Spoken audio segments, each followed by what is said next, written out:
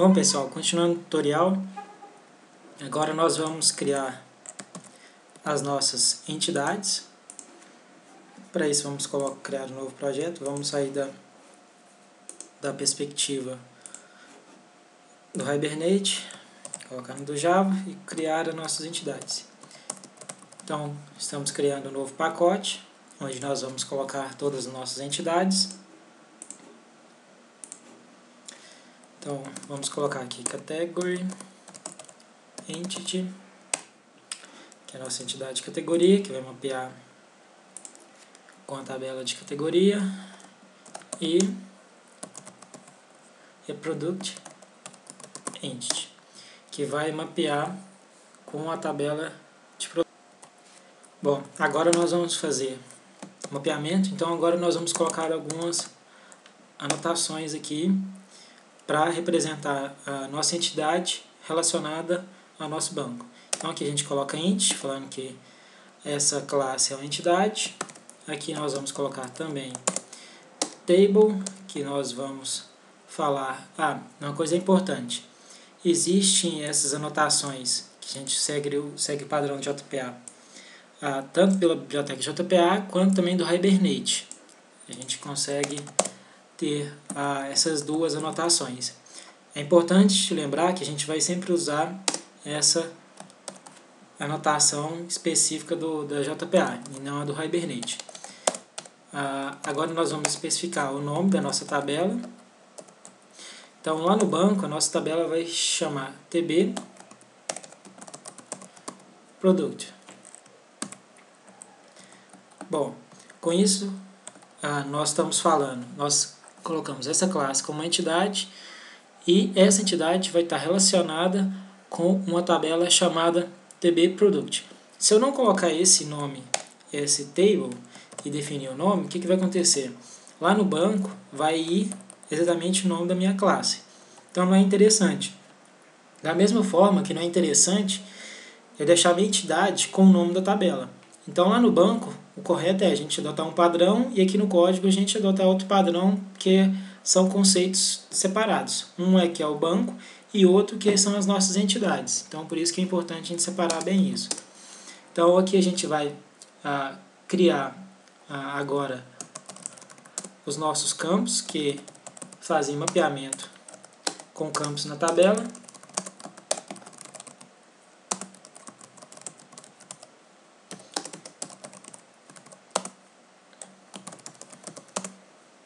Essa classe ela é muito similar ao bin que nós tínhamos criado anteriormente, só que ela é uma entidade, então ela difere porque ela faz o relacionamento com o banco. Da mesma forma que a gente tem diferentes formas de colocar esse relacionamento de entidades, a gente tem diferentes formas de colocar os nossos bins. Então são conceitos separados, então não podemos confundir isso, por isso que nós criamos dois objetos em separado. Então, até aqui tranquilo, nós colocamos os nossos campos, falamos que isso aqui é uma entidade de produto e agora nós temos de colocar alguns identificadores.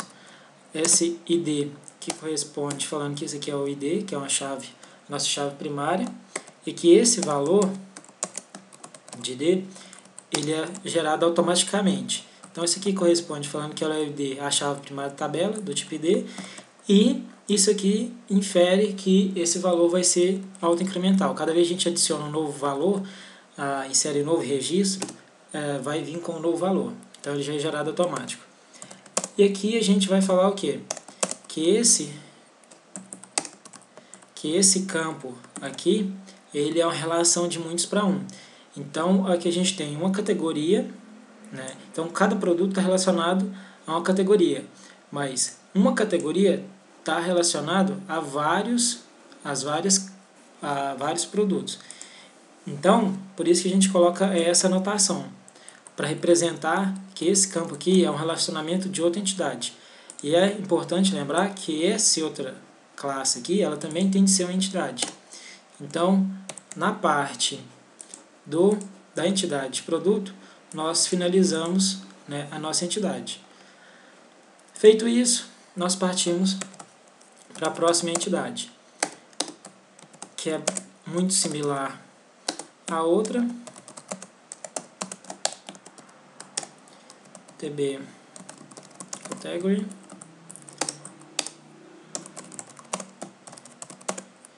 E aqui a gente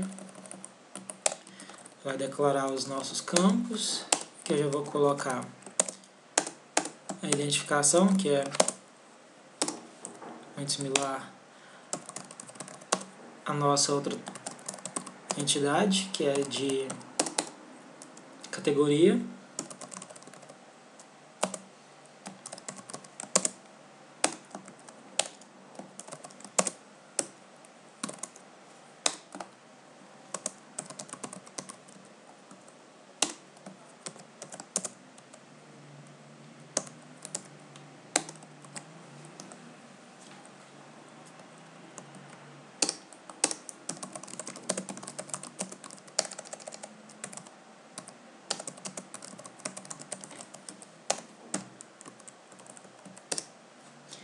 Feito isso, nós declaramos nossos variáveis e a gente vai colocar agora os nossos métodos de getSet.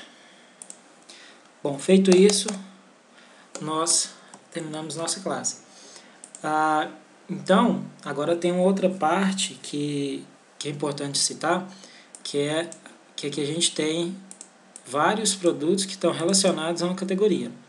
Como que isso funciona? A gente tem aqui, como interpretar qual que é a diferença entre muitos para um e um para muitos.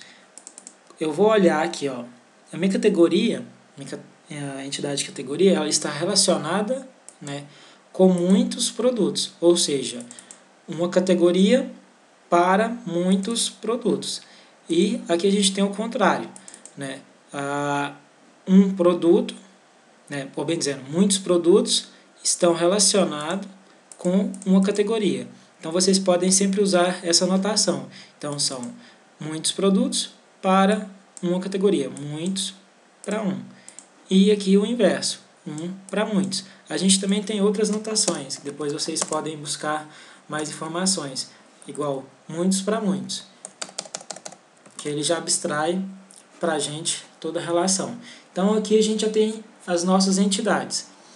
Feito isso, eu vou utilizar a nossa configuração do Hibernate em conjunto com as entidades para poder gerar automaticamente o nosso banco de dados. Para isso, nós temos de fazer uma coisa que é muito importante, que é adicionar no arquivo de configuração aqui o mapeamento da nossa classe, ou seja, de quais são as nossas entidades que nós temos relacionadas, né, no nosso programa. Então aqui a gente tem a categoria, nossa primeira entidade, e a nossa segunda categoria.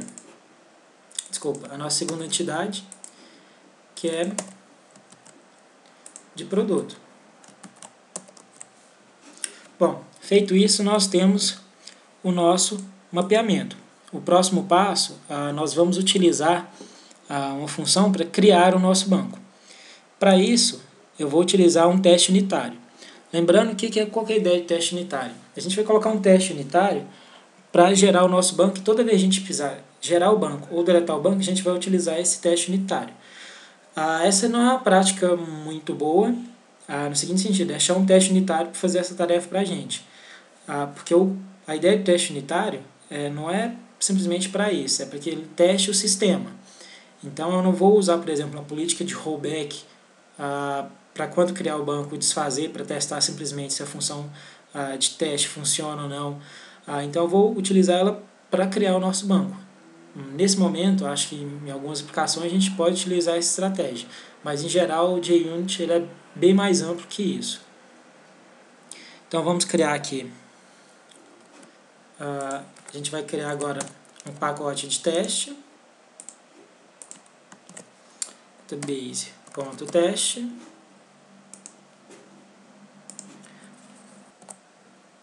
vamos criar uma classe que vai gerenciar o nosso banco de dados para criar e deletar as nossas tabelas do banco. Aqui eu vou adicionar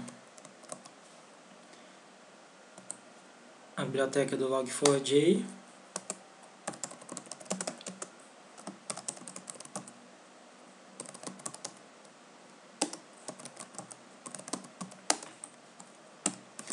Aqui eu estou adicionando a nossa biblioteca do Log4j para a gente poder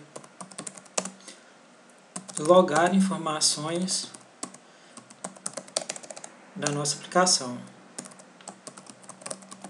Então, estou criando aqui agora um método createTables, que esse método vai ser responsável por criar o nosso banco de dados.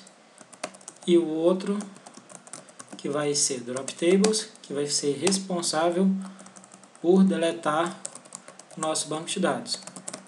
Aqui eu vou logar uma informação falando qual a operação que a gente está executando, que é creating tables.